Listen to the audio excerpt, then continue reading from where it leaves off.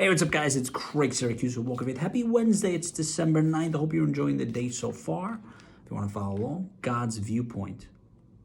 Momentary light, affliction, is producing for us an eternal weight of glory far beyond all comparison, and that's Corinthians. When hardship arises, we may be tempted to focus on our circumstances, forgetting that God has a completely different vantage point on our lives. But from his view, every event has a purpose that fits perfectly into his plan. Today's verse reminds us that while we are on earth, it is not our visible conditions, but what the Lord is doing in the unseen that really matters. Because what he is achieving is eternal. Our momentary afflictions are producing everlasting glory. So consider what light affliction is causing you to look away from God. Are discouraging circumstances hindering your joy? Your Heavenly Father longs to relieve you of these burdens.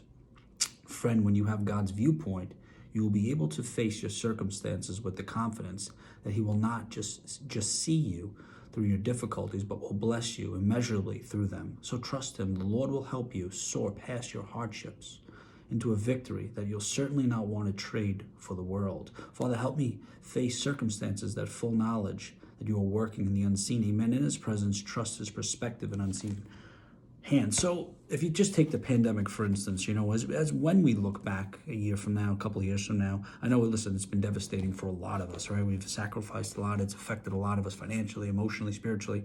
But if you look, first of all, we've survived, right? So God saved us. God allowed us to get through this pandemic. What we need to do is look at the pandemic and say, what has it changed for me personally, right? What it has done for a lot of us is it exposed how we spend our time. It exposed our relationships with our family, if we even had relationships with our family, things that we idled, right? Things that we worshiped.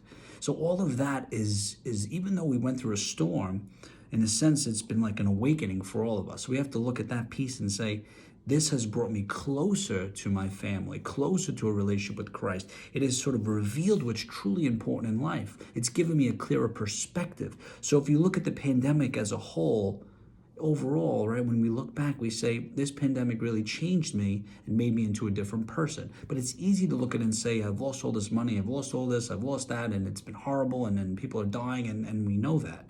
But when we look back, we have to say, how has it changed me personally? Right? And I know financially it's affecting a lot of us, right? Especially businesses, but we have to look back and say that we made it through this, right? And what changed inside of me, it's given us a clearer perspective on what's important and what we idolize and what we worshiped and how we spend our time. Because in the end, that's truly what is important, right?